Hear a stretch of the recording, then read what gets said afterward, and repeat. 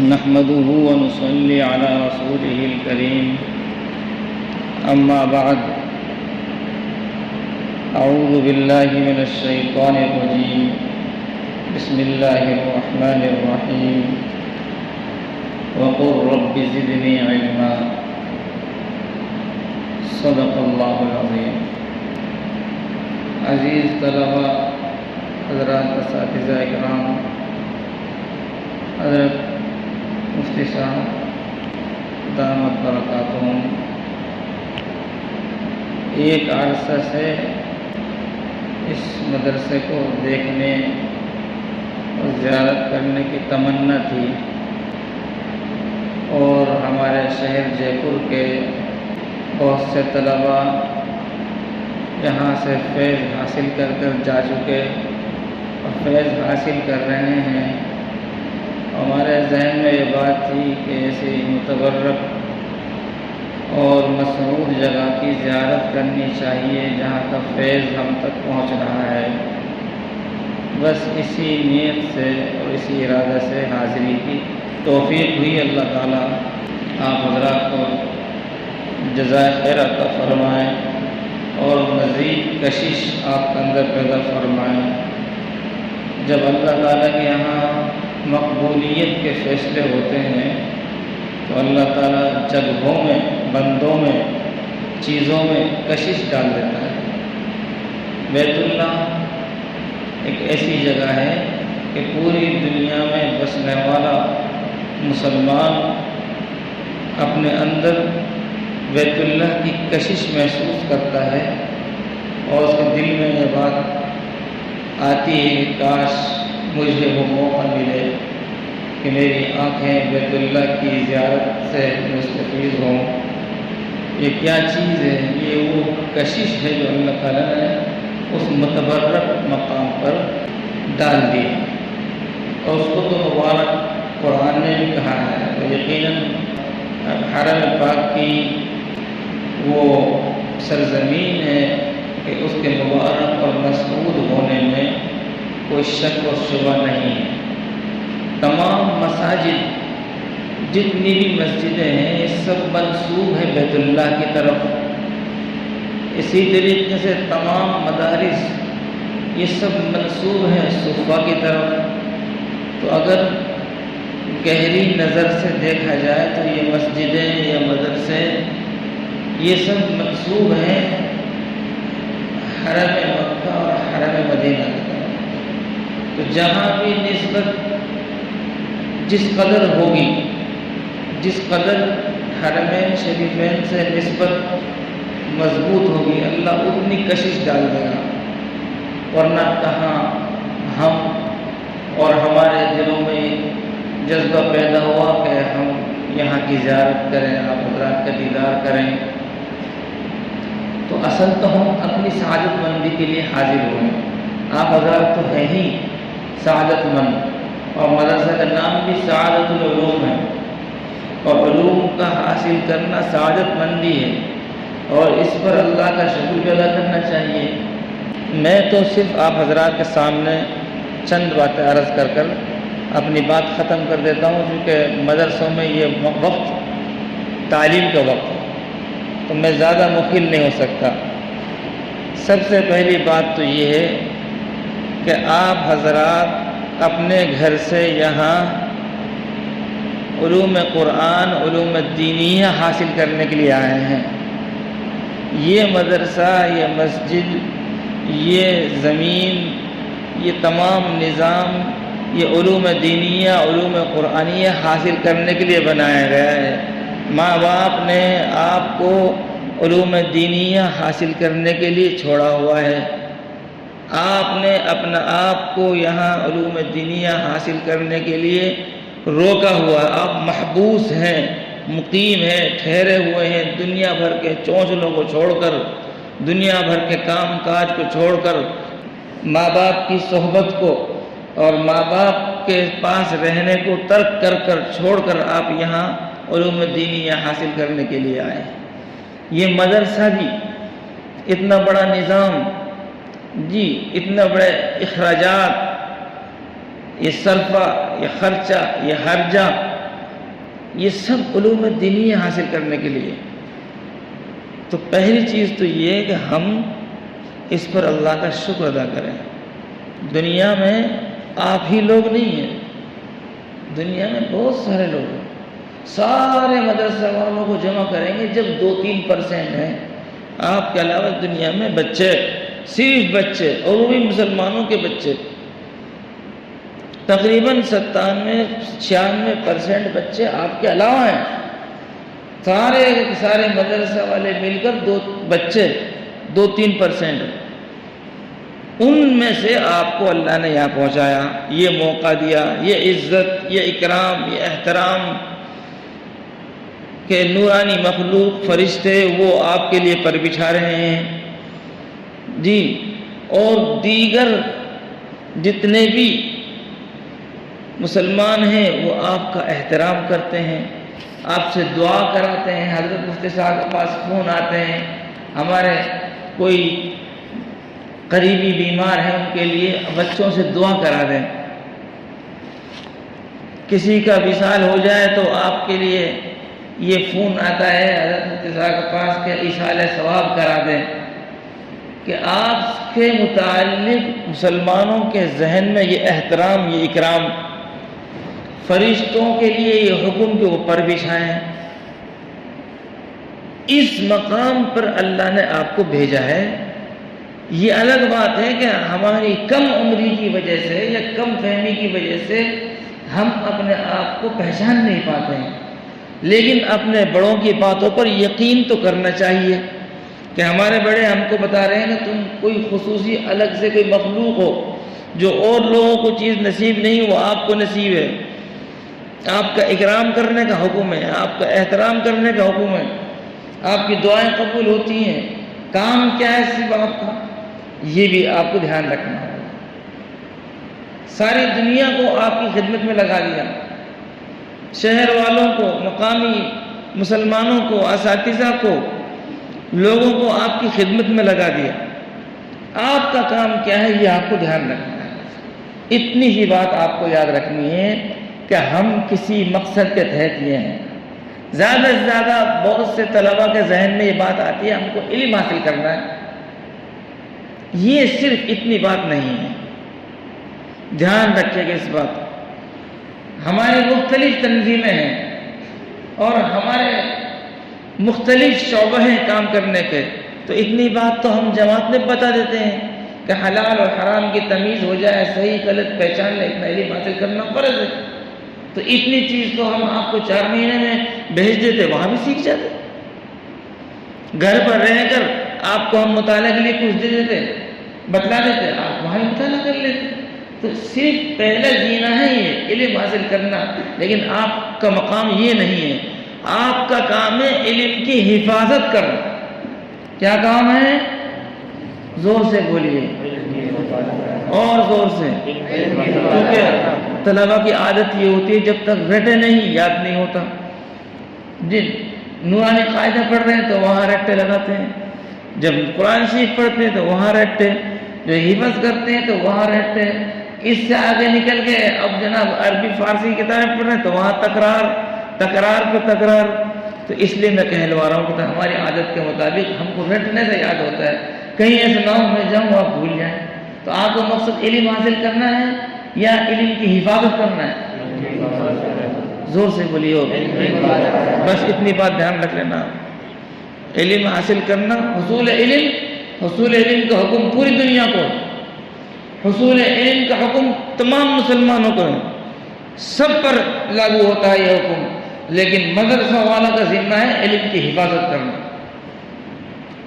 ہم علم کو اس لیے حاصل کر رہے ہیں کہ ہمیں معلوم ہو جائے علم کہاں ہے، کیا ہے، کتنا ہے، اور پھر اس کو ہمیں محفوظ کرنا ہے، اس کی حفاظت کرنا ہے، اپنی نسلوں تک بھی پہنچانا ہے اور مسلمانوں کی نسلوں کو بھی پہنچانا ہے. 2 بات ہوگی. پہلی بات تو یہ کہ اس سعادت مندی پر اللہ کا شکر. دوسری بات یہ عرض کی کہ ہمارا جو مقصد ہے وہ ہمیں دھیان ہونا چاہیے. ہمارا مقصد علم حاصل کرنا ہے یا علم کی حفاظت کرنا ہے؟ علم کی حفاظت کرنا ہے. تیسری بات یہ ہے تو حضور پاک صلی اللہ علیہ وسلم کا مشہور ارشاد ہے نا، انما انا قاسم واللہ یعطی۔ حضور نے کیا فرمایا؟ میں تو علم کے موتی بکھیر رہا ہوں، سامنے صدیق اکبر ہے، عمر فاروق ہے، عثمان غنی ہے، علی مرتضیٰ ہے، عشرہ مبشرہ ہے، کم و بیش سوالات صحابہ ہیں رضوان اللہ علیہم اجمعین۔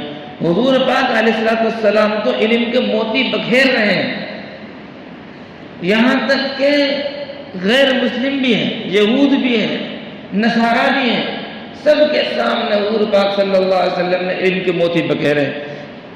حضور نے فرمایا میں تو علم کو بانٹ رہا ہوں، لیکن دھیان رکھو واللہ یعطی، دینے والا کون ہے؟ اللہ ہے۔ حضور کے ارشادات سننے والا تو ابو جہل بھی تھا، حضور کی تقریر سننے والا تو ابو لہب بھی تھا، حضور کے ارشادات اور تقاریر سننے والا تو عبداللہ ابن ابی ابن سلول بھی تھا۔ حضور پاک صلی اللہ علیہ وسلم کے ارشادات اور علمی مجلسیں یہود، نصارہ، مشرکین، کفار نے بھی اٹینڈ کی ہیں، حاصل ان کو کچھ بھی نہیں ہوا۔ وہی رنگ اللہ ہماری حفاظت فرمائے مدرسے میں بھی نظر آتا ہے کہ وہی استاد، وہی مدرسہ اور اس مدرسے کا ایک طالب علم بہت عروج پر پہنچ جاتا ہے اور نام حاصل کرتا ہے، مقام بناتا ہے، اور اسی مدرسے کا کوئی طالب علم کچھ بھی نہیں حاصل کر پاتا۔ تو یہ سب چیز کا تعلق ہے عظمت سے۔ کہیں سے تعلق ہے؟ عظمت سے۔ ابو ہریرہ رضی اللہ عنہ غریب صحابی ہیں، آپ کی زبان میں غریب طالب علم ہیں، لیکن حضور پاک علیہ السلام کو عظمت کی نگاہ سے دیکھا۔ آج دنیا میں سب سے زیادہ حضور کے ارشادات انہی کے واسطے سے ہم کو پہنچ رہے ہیں۔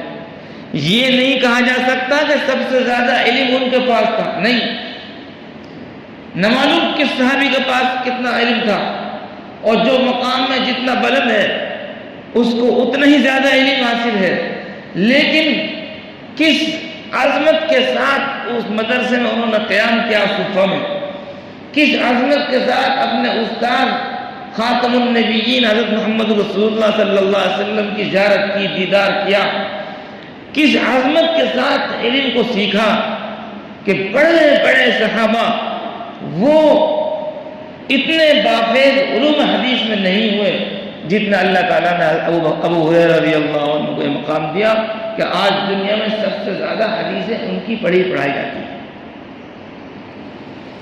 اور اسی دربار میں آنے جانے والے بہت سے یہود نصارہ مل جائیں گے، اور بہت سے منافقین جنہوں نے حضور پاک علیہ السلام کی جو نماز پڑھی وہ مل جائیں گے، کچھ بھی حاصل نہیں، جہنم کے ایندھن بن گئے۔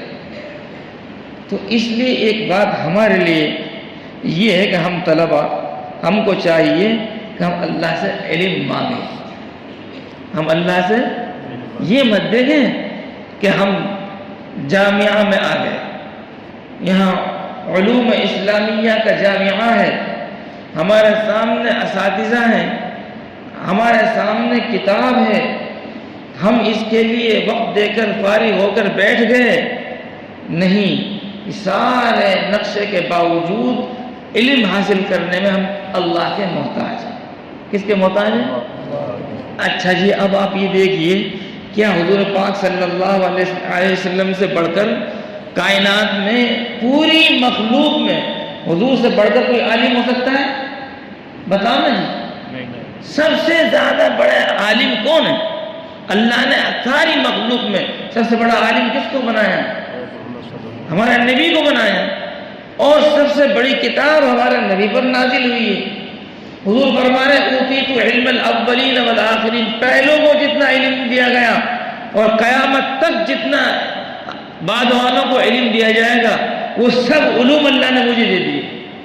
پھر بھی اللہ تعالیٰ اپنے پیارے نبی سے یہ کہہ رہے ہیں کہ میرے پیارے نبی آپ مجھ سے مانگو ربی زدنی علما وقل ربی زدنی علما، جن کے اوپر علوم کا خزانہ قرآن کریم کا نزول ہوا، جو سب سے بڑے عالم، اور ان کو اللہ تعالیٰ حکم دے رہا ہے کہ تم یہ دعا کرو ربی زدنی علما،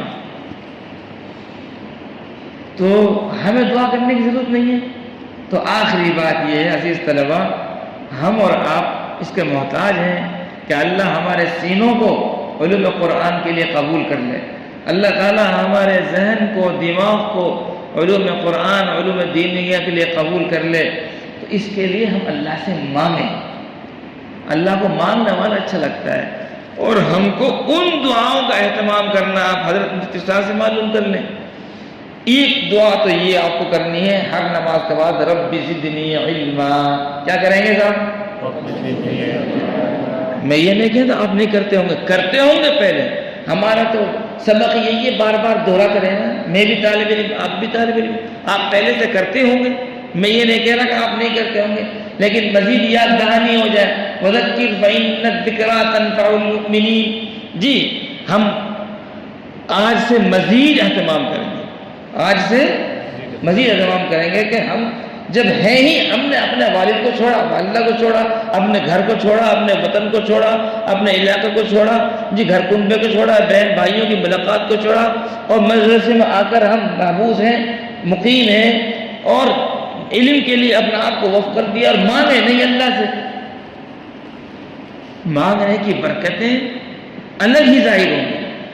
اچھا جی ہمارے بزرگوں نے یہ لکھا ہے، اس دعا کے بہت سارے فائدے ہیں. علم حاصل نہیں ہو پا رہا، یاد نہیں ہو رہا، تب بھی یہ دعا کرو رب زدنی علما. یاد تو ہو رہا ہے، سمجھ نہیں آ رہا، تب بھی یہی دعا کرو. یاد بھی ہو جاتا ہے، سمجھ بھی آ جاتا ہے، بھول جاتے ہیں، اس کا علاج بھی یہی ہے. تو تینوں چیزیں اس میں ہیں. تو ایک تو ہم اس کی دعا کریں گے رب زدنی علما. میں بار بار اس لیے کہہ رہا ہوں، میں لالچی ہوں، آپ معصوم بچے ہیں، تو آپ کے بیچ میں ایک آدھ مرتبہ کہوں گا تو شاید میرے علم قبول ہو جائے. جی تو آپ کو کیا دعا کرنا ہے؟ رب زدنی.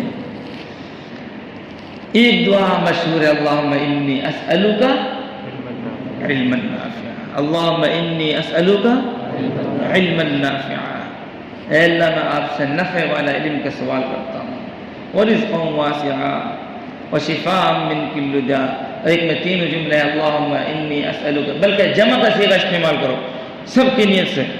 جب میں ان کے لیے مانگوں گا تو اللہ کو مجھ پر رحم آ جائے گا. اللہم انا نسألک علما نافعا وعملا صالحا ورزقا واسعا وشفاء من کل داء. ایک دعا ہے، اللہم اغننی بالعلم وزیننی بالحلم واکرمنی بالتقوی وجملنی بالعافیہ. ایک دعا ہے، اللہم انی اعوذ بک من علم لا ينفع ومن قلب لا یخشع ومن دعاء لا يسمع ومن نفس لا تشبع. تو علم سے متعلق دعا اپنے اساتذہ سے پوچھو.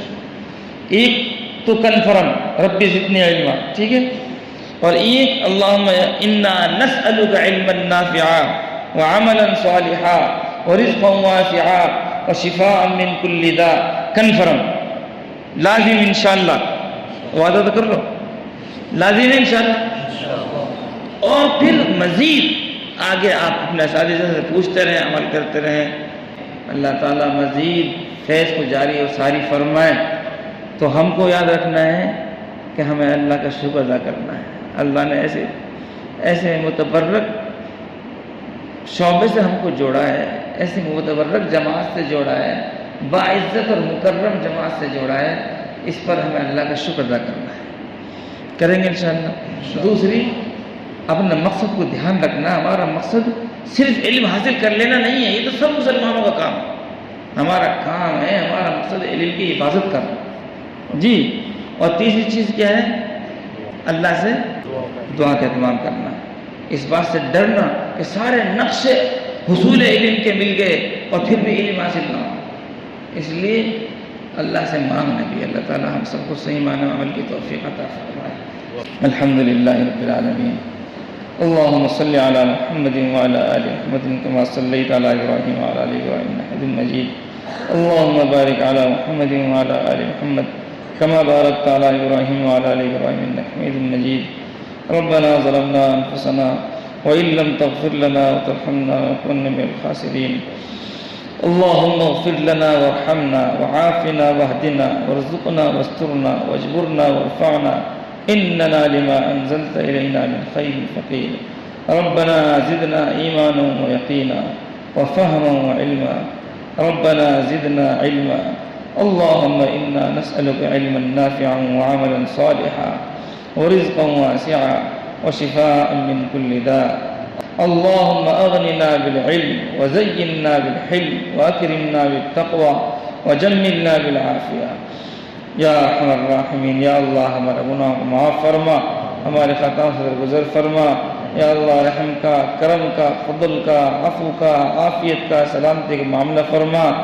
یا اللہ یہ علوم دینیہ، علوم قرآنیہ حاصل کرنے کے جو نقشے ہیں یا اللہ ان کے اندر حقیقت پیدا فرما۔ یا اللہ ہم کو اور امت مسلمہ کو یہاں سے فیضیاب ہونے کی توفیق عطا فرما۔ یا اللہ اس مدرسے کو دن دونی رات چوبی ترقی عطا فرما۔ یہاں پڑھنے والے، پڑھانے والے اور یا اللہ یہاں کا تعاون کرنے والے، محبت کی نگاہ سے دیکھنے والے، ان سب کو قبول فرما، سب کو جزائے خیر عطا فرما، سب کے مقاصد میں کامیابی عطا فرما، سب کو دونوں جہاں کی نعمتوں سے مالا مال فرما، دونوں جہاں کی رسوائیوں سے حفاظت فرما۔ یا اللہ اپنا علم نصیب فرما، اپنی معرفت نصیب فرما۔ الہ العالمین یا ارحم الراحمین، ہمارے دلوں میں جتنی نیک جائز تمنائیں ہیں، مرادیں ہیں، اپنے خزانہ غیب سے پورا فرما۔ اس مدرسے میں پڑھنے پڑھانے والوں کی، معاونین کی، جان کی، مال کی، ایمان کی، عزت کی، آبرو کی پوری حفاظت فرما۔ یا اللہ دن دونی رات چوبی ترقی عطا فرما، یہاں کے فیض کو عام و تام فرما۔ یا اللہ نظر بس سے حفاظت فرما۔ یا اللہ جو کچھ مانگا ہے وہ بھی عطا فرما، جو رہ گیا ہے اپنے کرم فضل سے وہ بھی عطا فرما۔ ہماری دعاؤں کو اپنے فضل کرم اور اپنے حبیب کے صدقات و فضل میں قبول فرما۔ ربنا آتنا فی الدنیا حسنۃ وفی الآخرۃ حسنۃ وقنا عذاب النار۔ ربنا تقبل منا انک انت السمیع العلیم وتب علینا انک انت التواب الرحیم۔ وصلی اللہ علی النبی الکریم برحمتک یا ارحم